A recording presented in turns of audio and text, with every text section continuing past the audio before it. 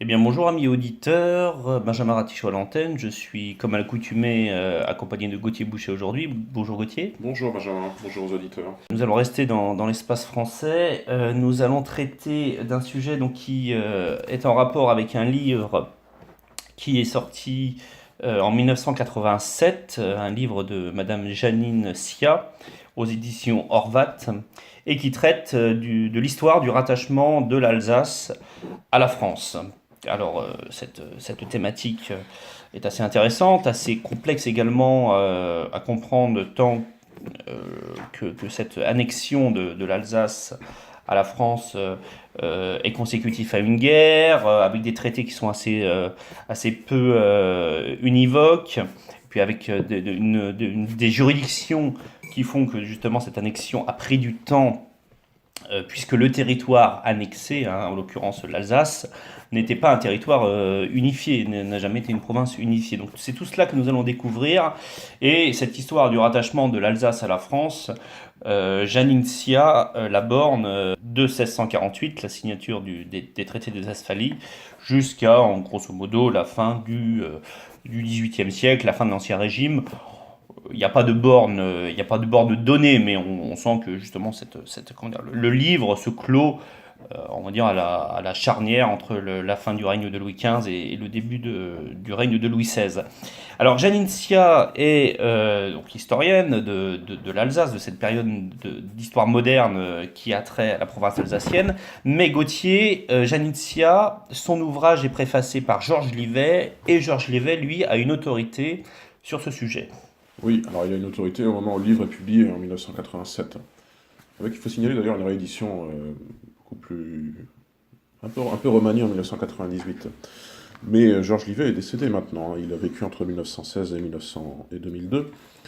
Mais il est vrai que c'est vraiment une autorité plus connue, sans doute d'ailleurs que l'auteur elle-même à l'époque, puisqu'il est professeur émérite d'histoire moderne à l'université de Strasbourg.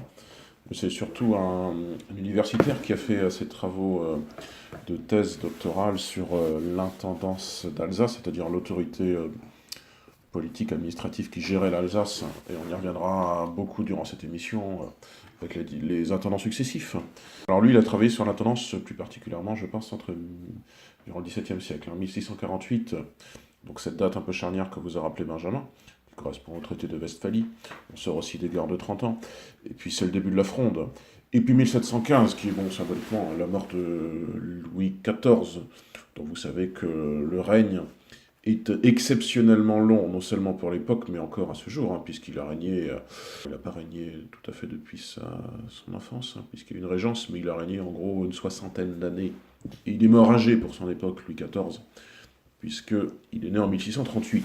Donc voilà les éléments concernant l'auteur, comme Benjamin l'a indiqué, historienne agrégée, hein, spécialiste des civilisations françaises et allemandes, et puis ce préfacier de renom, dont on peut se demander même s'il n'éclipse pas un petit peu l'auteur, qui est Georges Livet. La préface est assez longue, hein, puisque pour prendre la réédition de 1998, hein, c'est une édition à l'origine aux éditions Horvat, rééditée aux éditions Alsacia, qui sont un petit peu de maisons régionalistes, maisons d'édition régionalistes. On a... oh non, c'est pas si long que ça. Enfin, avec 4-5 pages de préface, qui ne sont pas une préface de pure forme, hein, puisqu'il y a des passages intéressants. Moi, je vois ce passage notamment en page 6, qui résume finalement ce qu'est l'Alsace. On pourrait dire prise en étau entre les influences germaniques et françaises, ou si on le disait de manière plus neutre, baigné de ces deux influences, qui forment une sorte de métissage ethno-culturel, qui subsiste encore actuellement. Et Georges Livet nous dit en page 6 ces phrases intéressantes. Je cite: « Au départ, il y a deux formes politiques, l'une monarchique, militaire, administrative, l'autre républicaine. » Et Livet met des guillemets à républicaine. Oligarchique, élective. Deux religions, l'une catholique, apostolique et romaine, conquérante et universelle, encore entre guillemets, l'autre luthérienne, figée dans une orthodoxie financière. Alors, naturellement, ce raisonnement, il vaut à partir du XVIe siècle. Deux structures sociales, enfin, la noblesse qui donne La noblesse qui domine à Versailles, même si les postes officiels sont occupés par des représentants de la ville bourgeoisie, là encore des guillemets. L'autre règne par une bourgeoisie d'affaires et de commerce régionale plus que lointain. Il y a un royaume, une république, deux héritages, deux solidarités, deux vocations également. Et puis on verra comment ces deux vocations parviendront à se glisser dans l'orbite française après un demi-siècle, Benjamin, entre 1648 et puis la fin du XVIIe siècle, où l'Alsace est tiraillée entre le Royaume de France et le Saint-Empire romain germanique. Ça, on le verra dans le détail au cours de l'émission.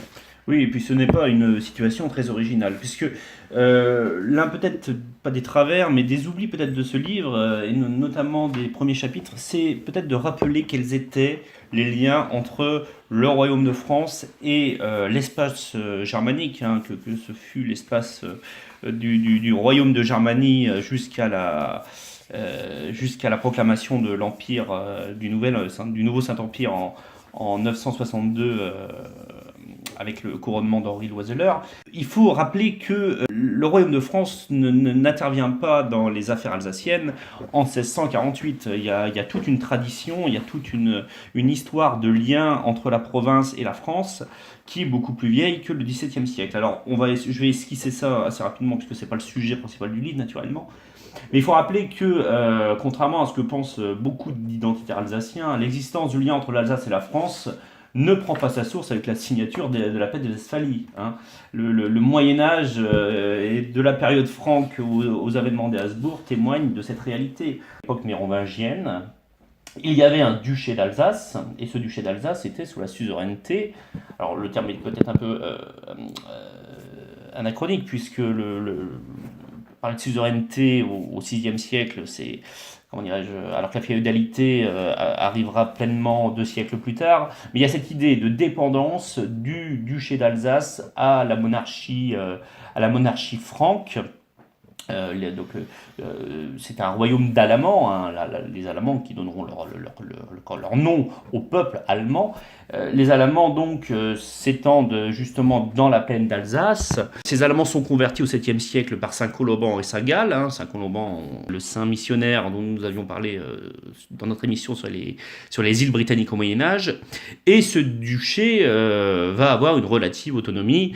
Le plus célèbre de ces ducs sera Adalric, hein, le père de Sainte Odile, qui est la sainte patronne de l'Alsace, hein, actuellement. Donc il y a un lien de relation entre l'Alsace, hein, constituée en duché, et la monarchie mérovingienne. Alors la monarchie mérovingienne va rentrer en décadence, et le duché sera supprimé par Charles Martel au 8e siècle. Et les Alamans vont faire le choix, à la décadence de l'Empire carolingien au milieu du 9e siècle, de se constituer sujet de Louis le Germanique.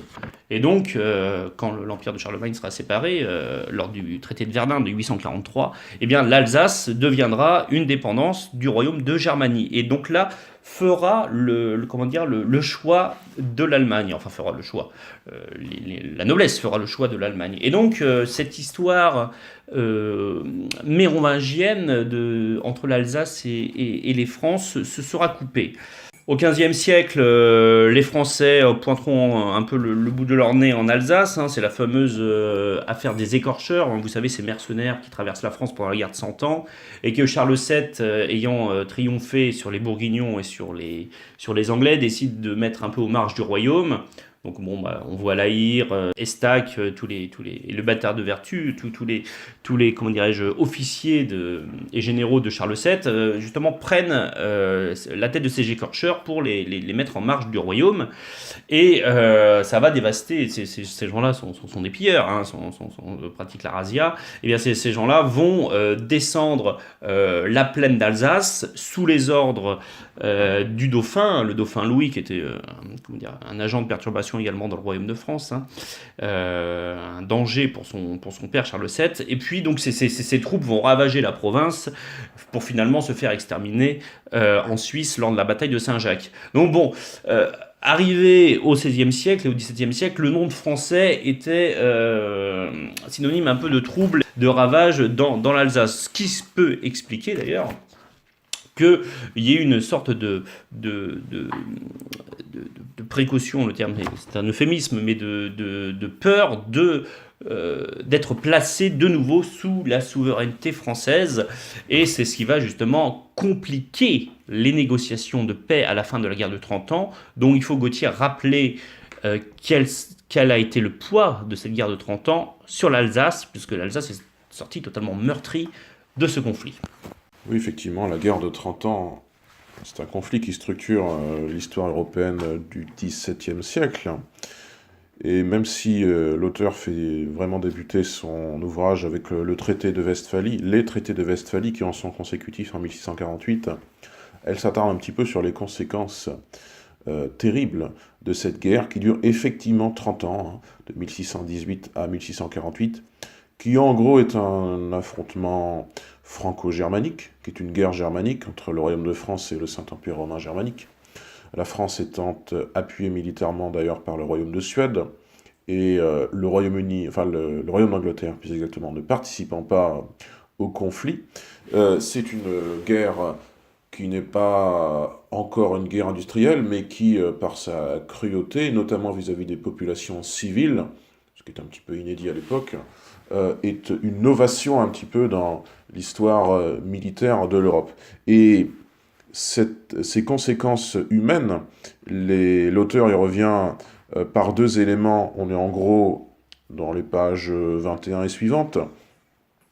Tout d'abord des citations, notamment une citation assez intéressante et qui montre la cruauté de ce conflit. Une citation des Chroniques de Thann en 1635. Donc on est vraiment, je dirais, on est vraiment au milieu du conflit. Hein. Naturellement, les gens ne savent pas que ça va durer encore 13 ans. Mais en 1635, voici ce qui est écrit sur la situation terrible dans la ville de Strasbourg. À Strasbourg, la famine s'aggrave tellement de jour en jour que le conseil de la ville décide d'en faire sortir 30 000 personnes qui s'y étaient réfugiées, sans leur donner de ravitaillement. Ces pauvres gens refoulés vers les campagnes déterrent les cadavres pour les manger. Toutes les routes sont remplies de cadavres. Certains ont encore dans la bouche de l'herbe ou des racines. Donc vous voyez, des cas d'anthropophagie, ça n'est quand même plus si courant au XVIIe siècle. C'était déjà pas très courant, même au bas Moyen-Âge, même quand il y avait de terribles pandémies. Ça montre quand même une situation terrible sur le plan humanitaire et sur le plan sanitaire. Et cette situation terrible sur le plan sanitaire, l'auteur la confirme avec un graphique assez éloquent qui compare les courbes de mortalité et de natalité dans la ville de Strasbourg entre 1620 et 1633, d'après des chiffres qui sont cités par Jos Krieger dans un ouvrage de 1879, Rattachement de Strasbourg à la France. Eh bien, il y a vraiment des pics. Hein. Il y a vraiment un pic à l'année 1622, un pic à l'année 1629, et un pic, le plus gros des pics, à l'année 1633. Alors, pour reprendre en 1622, par exemple, dans la ville de Strasbourg, 4400 morts pour 1400 naissances. En 1628, 2500 morts pour à peine 1000 naissances. Et le pic, le plus gros pic, c'est en 1633, et on est à peu près à 5500 morts pour 1000 naissances. Ça veut dire que la ville de Strasbourg, en 1633, a perdu 4500 habitants. Et vous imaginez bien, je ne sais pas la population de l'époque, je dirais que ça doit être entre 50 et 70 000 habitants, il faudrait vérifier. Mais enfin, on n'est pas dans une démographie comme actuellement, où on est à plus de 250 000 habitants. Hein. Ça veut dire que, en gros, 4500 morts, la ville perd peu ou prou un peu moins de 10% de sa population en une seule année. Hein. Donc ça montre les conséquences humanitaires, encore une fois, et sanitaires de cette guerre de 30 ans. Ça a aussi des conséquences, et l'auteur l'explore un peu plus en détail ensuite. Il y a beaucoup de veuves, il y a beaucoup d'orphelins. Et ça a quand même des conséquences durables hein, avec des classes d'âge, des phénomènes de classes d'âge creuses bien au-delà de la guerre de 30 ans, et ça se répercute hein, jusque dans la seconde moitié du XVIIe siècle. Donc l'Alsace, Benjamin, sort vraiment affaibli en 1648, et on se demande comment le traité de Westphalie veut mettre un bon ordre là-dedans. Oui, d'autant plus que ces chiffres ne concernent en grande majorité que les territoires du grand chapitre de Strasbourg, c'est-à-dire tous les territoires qui sont en possession de l'évêque de Strasbourg, hein. Donc la région de Saverne, dans l'actuel Bas-Rhin, et puis quelques villes, notamment Rouffach et Soultz, dans l'actuel Haut-Rhin. Alors ça me permet justement de venir sur la complexité de cette Alsace, puisque l'une des difficultés quand on va parler de l'annexion, ou plutôt pour reprendre un terme du XVIIe siècle, de la réunion de la province d'Alsace à la France, l'une des difficultés, c'est sa complexité juridique, hein. Nous sommes devant un phénomène de mosaïque juridique où les suzerainetés, pour reprendre un terme féodal, puisque on a là un héritage féodal, hein, les suzerainetés sont multiples. Alors, Janincia, dans son ouvrage, nous donne une carte, mais cette carte est assez insatisfaisante, puisqu'on ne voit pas véritablement quels sont les tenants et les aboutissants de tous ces territoires qui composent l'Alsace en 1648. Il faut plutôt aller chercher, justement, dans la thèse de Georges Livet, la tendance d'Alsace sous Louis XIV, où nous avons vraiment une carte où nous voyons vraiment cette complexité. Alors on va essayer de résumer, hein, cette carte évidemment sera intégrée aux notes de lecture qui suivront cette émission sur le site fréquencehistoire.fr. Alors nous avons au sud toute une étendue qui part du Sundgau. Alors le Sundgau, pour ceux qui ne le sauraient pas, c'est la partie la plus méridionale de l'Alsace, hein, autour de Belfort, qui entoure Mulhouse et qui va jusqu'à la ville d'Ensisheim. Hein, et dans ces territoires sont des territoires héréditaires de la maison de Habsbourg. C'est-à-dire que le suzerain est le fils aîné de l'empereur germanique. Donc ces territoires sont directement administrés depuis l'Autriche. Et la ville principale en est Ensisheim, où se tient le conseil. Ensuite, nous avons, c'est très compliqué de faire des généralités et de résumer, hein, donc à côté de ces territoires autrichiens, nous avons ce que depuis le XIVe siècle nous appelons la décapole. Alors la décapole, le nom est facile à décrypter, 10 villes libres. Ces 10 villes libres sont unies entre elles, hein, il y a eu des alliances, et constituent ce qu'on appelle la principauté d'Haguenau, puisque Haguenau est la ville où se réunit le conseil de ces 10 villes qui ont des objectifs diplomatiques et des objectifs de défense communs. Alors les villes qui composent cette décapole: Colmar, Kaisersberg, Turkheim, Landau, Haguenau, Sélestat. J'en oublie quelques-unes. Il y avait Mulhouse, mais Mulhouse a été remplacé par Landau. Donc bref, 10 villes qui composent cette décapole qui, eux, ont une immédiateté impériale, c'est-à-dire qu'elles ont un pouvoir de représentation à la diète impériale. Ce pouvoir de représentation à la diète impériale, la ville de Strasbourg l'a également. Alors la ville de Strasbourg, c'est une république oligarchique, hein, une république protestante, hein, parce que nous allons voir que derrière ces querelles territoriales, il y a aussi un problème religieux. Donc la ville de Strasbourg, elle aussi, jouit de l'immédiateté impériale et donc de la protection impériale, hein, et on peut tout à fait imaginer que la ville de Strasbourg n'est pas prête à abandonner les privilèges qu'elle avait dans l'Empire pour entrer dans la souveraineté française. Il y a les territoires, nous en avons parlé, de l'évêque de Strasbourg, hein, donc qui s'étendent majoritairement dans le Bas-Rhin, donc autour des villes de Saverne, de Schirmeck, de Molsheim, et dans les deux villes du Haut-Rhin actuel dont j'ai parlé tout à l'heure, Rouffach et Soultz. Et puis ensuite, nous avons des seigneurs, un peu des principautés locales, les Flakenstein, les Württemberg, les Ribeaupierre, le Palatinat du Deux-Ponts, hein, donc le Palatinat où siège la cour de justice de Spire, qui se situe au nord de l'Alsace, lui aussi a quelques territoires en Alsace. Et puis la dernière principauté qui est intéressante, c'est la principauté de Hanau-Lichtenberg, hein, donc dans le nord-ouest de l'Alsace, à côté de Buxwiller, où, pardonnez-moi, il occupe des territoires assez conséquents dans la Basse-Alsace. Alors tous ces petits souverains, toutes ces petites souverains de principauté, cette noblesse de Basse-Alsace, elle aussi jouit de l'immédiateté impériale. Le petit problème, c'est que devant l'arrivée des troupes impériales puis des troupes suédoises sur le territoire alsacien pendant la guerre de 30 ans, et bah, ces villes qui ont été, faut bien le dire, livrées à elles-mêmes pendant la guerre de 30 ans ont réclamé en 1634 la protection française. Alors, ce sont majoritairement Colmar, Haguenau et Saverne qui ont demandé cette protection française. Mais le problème, c'est qu'en France, en 1634, le roi est Louis XIII et surtout le principal ministre est le cardinal de Richelieu. Et le cardinal de Richelieu veut monnayer justement cette protection française et il voit une magnifique opportunité pour avancer ses pions et contrôler cette frontière qui depuis, on va dire, le règne de François Ier est très instable, c'est cette frontière rhénane.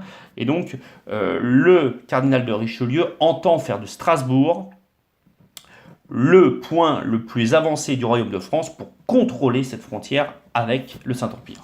Oui, parce qu'il faudra toujours le rappeler, l'Alsace est vraiment intercalée entre le royaume de France et le Saint-Empire romain germanique sur cette frontière rhénane qui est le point névralgique quand même de l'histoire de France depuis le traité de Verdun du IXe siècle en 1843, et cela n'a guère cessé finalement jusqu'à la Deuxième Guerre mondiale, et c'est vraiment le fil rouge comme ça de l'histoire de France, et aussi d'une certaine manière de l'histoire de l'espace germanique, jusqu'à l'unification finale des peuples allemands en 1871, sous la férule du Premier Empire allemand. Il y a des choses dont on n'a pas tellement parlé, parce qu'en fait ce sont des évidences, mais qu'il faut rappeler pour comprendre aussi la complexité géopolitique de cette situation, c'est que le royaume de France est globalement unifié, hein, il n'est pas tout à fait terminé dans sa frontière est et au sud-est naturellement, puisqu'il y manque la Savoie, il manque Nice, la Corse. Mais, donc il y a une statogénèse française qui est réelle, hein, depuis le XVe siècle, en gros, et en Corse avait commencé déjà au XIIIe siècle, avec l'acquisition des provinces dans le sud-ouest, de l'Albigeois notamment. C'est pas du tout le cas, naturellement, au niveau de l'espace germanique, hein, puisque, encore une fois, et pour le rappeler, l'espace germanique, à l'époque, ce sont ces fameux 350 États, dont certains sont des micro-États, hein, des États de quelques dizaines de kilomètres carrés au minimum, des États plus gros aussi naturellement. Ce sont vraiment ces 350 États dont vous avez parlé par exemple dans cette émission qu'on avait consacrée en juin dernier à Clemens von Metternich, le chancelier autrichien. Eh bien la situation n'est pas tellement différente au début du 19e siècle qu'elle l'était au début du XVIIIe siècle. Donc il faut vous figurer un espace germanique qui n'est absolument pas unifié. Et dans les marges ouest donc, de cet espace germanique, il y a l'Alsace, dont on se demande en France, au terme des traités de Westphalie au pluriel, de quelle manière on va l'incorporer. Et l'auteur revient en détail sur ces hésitations de la monarchie française vis-à-vis de la manière dont on va incorporer l'Alsace. Elle y revient en page 29. Hein. Je cite « Obtenir l'Alsace en fief permettrait à la France de siéger à la Diète et d'être ainsi étroitement mêlée aux affaires de l'Empire. Puissante, la France peut influencer d'autres représentants à la Diète et changer le cours de ses décisions, les décisions de la Diète. Hein. N'espérait-on pas secrètement en France réaliser le dessein de François Ier, qui rêvait de ceindre la couronne d'empereur du Saint-Empire romain germanique? C'était difficile à imaginer au XVIIe siècle, où l'idée d'un peuple allemand unifié commence à naître et à grandir. Contre elle, la France avait aussi la coutume qui veut que chaque élection impériale désigne l'archiduc d'Autriche, et exclut donc toute candidature française.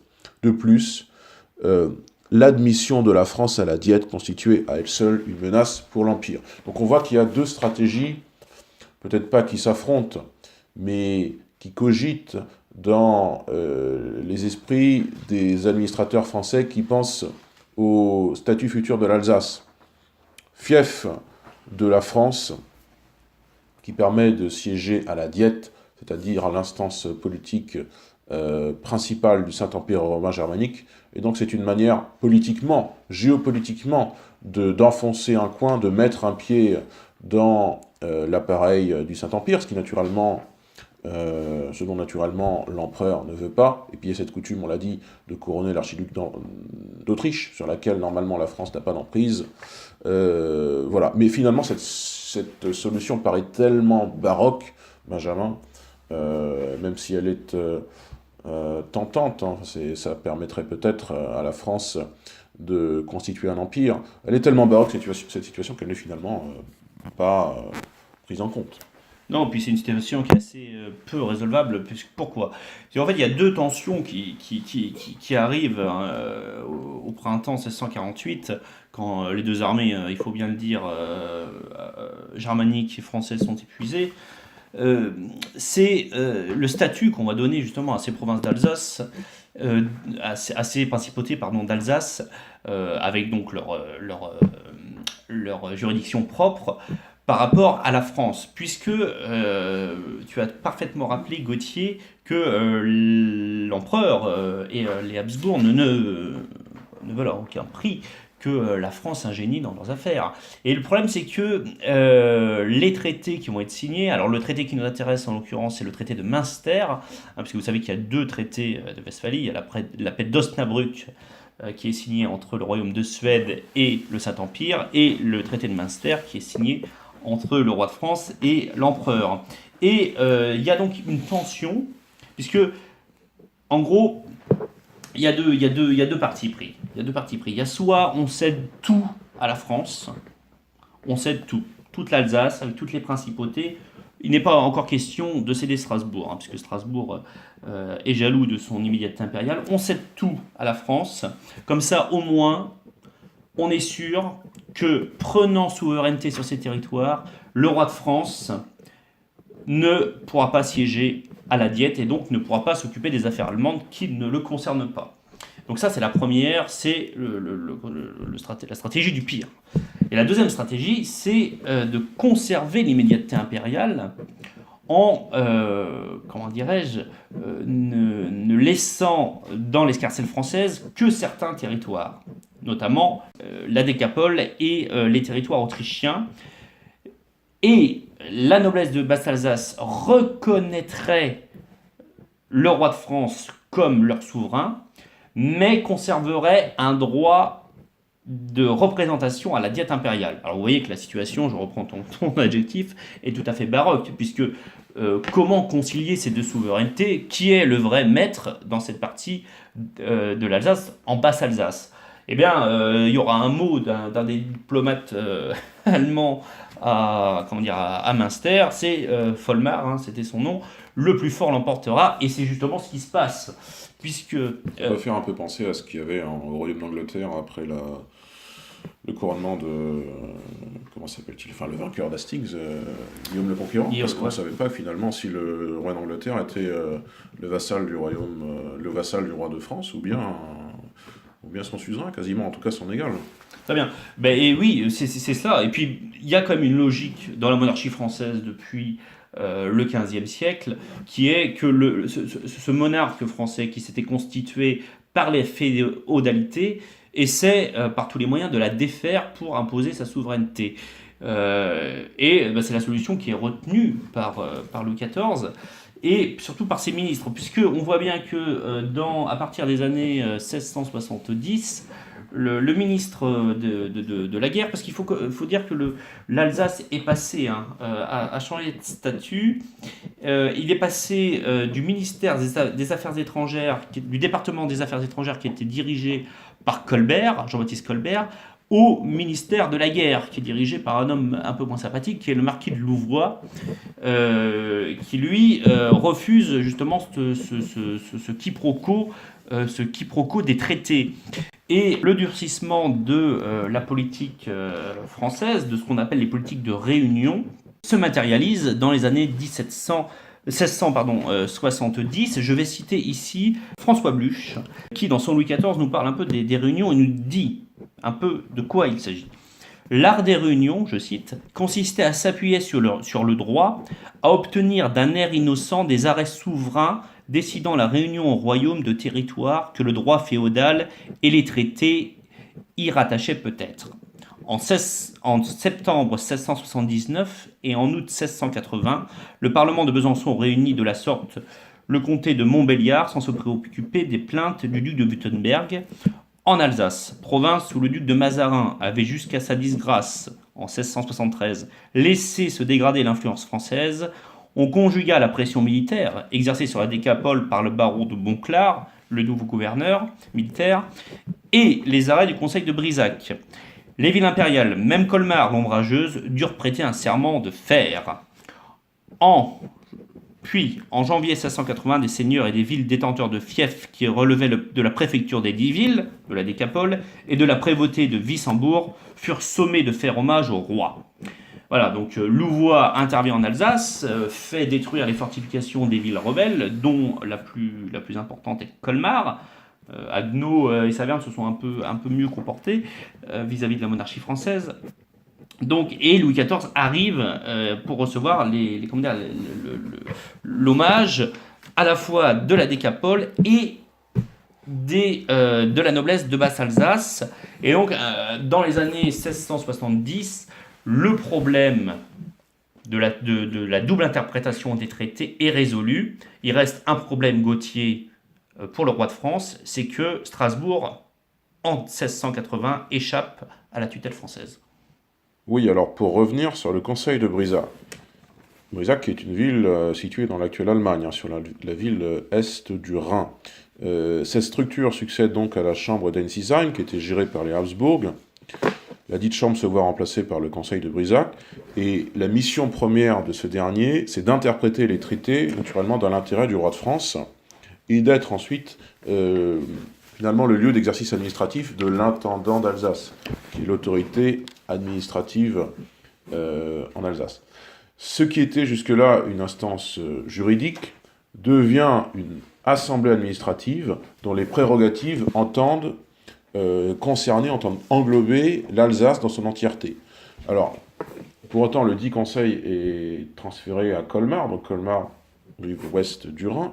Il est transféré en 1698. Pourquoi en 1698 ? Parce que c'est l'année même où, en vertu du traité de Ryswick, le roi de France est dépossédé et définitivement de la rive est, qui, ça deviendra l'Allemagne après, donc ça n'est plus l'espace français. Et donc, le conseil de Brisac, qui est transféré à Colmar, est connu dès lors sous le nom de Conseil souverain d'Alsace. Oui, Gauthier, voilà, faut vraiment bien rappeler que jusqu'au traité de Ryswick en 1697, l'assimilation de la province alsacienne au Royaume de France suit les aléas de la politique extérieure française, puisque entre la guerre de 30 ans et la guerre de la Ligue d'Augsbourg, qui est clos par le traité de Ryswick, il y a la Ligue du Rhin qui se ligue contre les Français. Il y a la guerre de Hollande, qui est conclue par le traité de Nimègue en 1679, qui réaffirme les traités de Westphalie sans d'ailleurs les éclaircir. Donc on est quand même tenu par les obligations extérieures de l'Europe pour avancer, grignoter les territoires alsaciens. Alors le dernier territoire qui reste à conquérir pour les Français, histoire d'avoir cette fameuse avant en Alsace, c'est d'autant plus stratégique Strasbourg, puisque à Strasbourg, il y a le seul pont qui permet de traverser le Rhin. Ce pont sera détruit, reconstruit, redétruit pour pouvoir couper définitivement les liens qui unissent Strasbourg à l'Empire. Et bien, finalement, Louvois et Louis XIV ne toléreront plus ces infidélités strasbourgeoises, puisque Strasbourg a été l'une des villes qui avait demandé la protection française en 1634 avant de se remettre dans la fidélité impériale, avant de d'accepter l'amitié française pour en retour la dénigrer. Eh bien, Louvois, le 30 septembre 1680, au petit matin, envoie des régiments devant les murs de la ville, et la cité est obligée de capituler, puisque la cité est aux abois. La cité est aux abois, et la guerre de 30 ans a déjà, bien amenuiser les forces vives qui auraient permis de défendre la ville.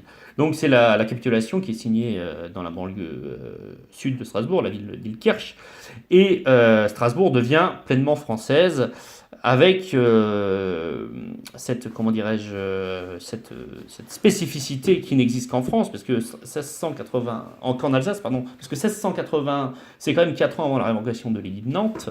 Strasbourg étant une ville qui, depuis le début du XVIe siècle, professe la réforme et a vu le nombre de familles catholiques se réduire pratiquement à rien dans la ville, eh bien, il y a une adaptation en Alsace, ce qu'on appellera le simultanéum, c'est-à-dire le fait qu'il y a une répartition des cultes, une tolérance des cultes en Alsace. Alors à Strasbourg, ça se matérialise par l'accord pour que les protestants aient le droit de culte dans certaines églises. Alors naturellement, la cathédrale est rendue au culte catholique, mais certaines églises du centre de Strasbourg, je pense notamment à Saint-Pierre-le-Jeune ou l'église Saint-Jean, deviennent, elles, des lieux de culte protestants. Et dans les villages alsaciens, ça se matérialise par le partage des églises. Alors généralement, le chœur est réservé aux catholiques et la nef aux protestants, et donc il y a une tolérance religieuse qui s'installe, et elle s'installe d'autant plus qu'on est dans une période de paix et dans une période de reconstruction, puisqu'on n'a pas trop le temps d'en parler, mais la monarchie française apporte également la paix, et apporte On va pas toucher le téléphone. Ah oui. Vas-y. Oui, puisqu'on n'en a pas vraiment parlé, la monarchie française apporte la paix par la signature des traités, mais apporte également le repeuplement et donc le réessor économique de l'Alsace. Alors ce sont des populations qui viennent de Champagne, du sud de la France, de Provence, aussi de territoires germaniques, le Forlenberg, la partie... Vous savez que la partie autrichienne, vous savez que l'Autriche, on a coutume de dire que ça forme une pipe. Si vous voulez, le Forlenberg, c'est le bout le plus pointu de la pipe, si vous voulez, en contact direct avec la Suisse et le Liechtenstein. Et donc il y a une immigration, en Alsace, favorisée par la France, favorisée par des terres qui sont allouées aux immigrants, justement pour redonner à l'Alsace sa splendeur passée, puisque il est communément admis que depuis le Moyen-Âge, l'Alsace est une province riche, où son vin est très réputé.